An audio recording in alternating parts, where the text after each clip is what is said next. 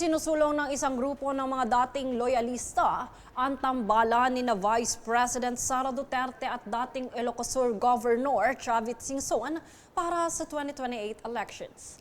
Ang ulat ng hayan dito.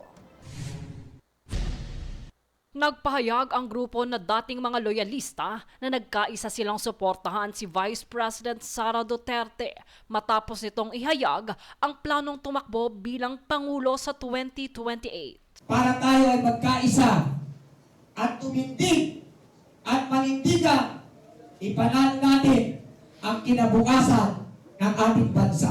Dito ay ginit ng grupo na mahalaga ang pagkakaroon ng katuwang sa pamumuno, na sa kanilang pananaw, si Chavit Singson ay may kakayahan at karanasan para maging kaagapay bilang vice-presidente. Gayunpaman, aminado ang grupo na wala pang formal na pag-uusap kay Singson hinggil sa nasabing endorsement.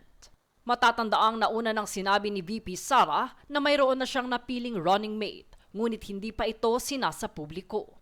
Sa ngayon, nananatiling hindi pa opisyal ang anumang tambalan para sa taong 2028. Samantala, para sa grupo, patuloy namang inaasahang lilinaw ang mga posibleng alyansa habang papalapit ang susunod na halalan. Jade Buhoy, nag-uulat para sa Golden Nation Network.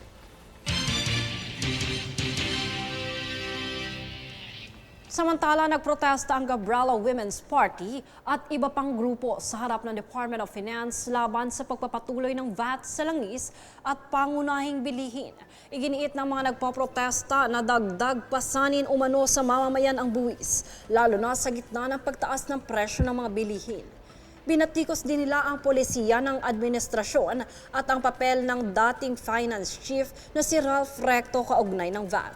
Nananawagan ng grupo na alisin ang VAT sa langis at ipasa ang mga panukalang batas na layong pababain ang presyo ng bilihin at itaas ang sahod ng mga manggagawa.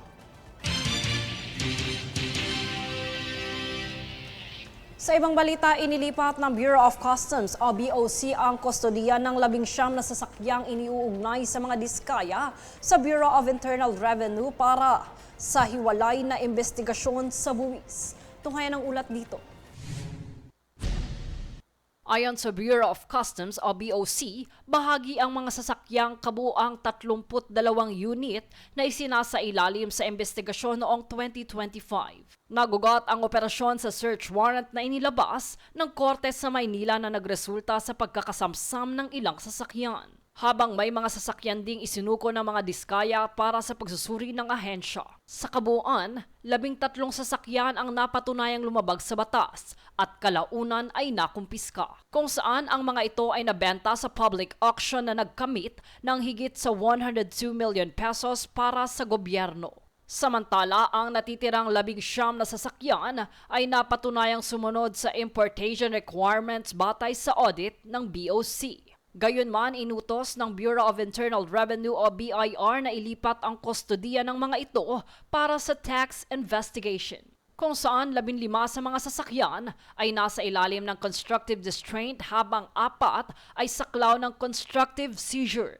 Ayon naman kay Customs Commissioner Ariel Nepomuceno, mahalaga ang koordinasyon ng ahensya upang matiyak ang tuloy-tuloy na investigasyon. Jade Buhoy, nag-uulat para sa Golden Nation Network.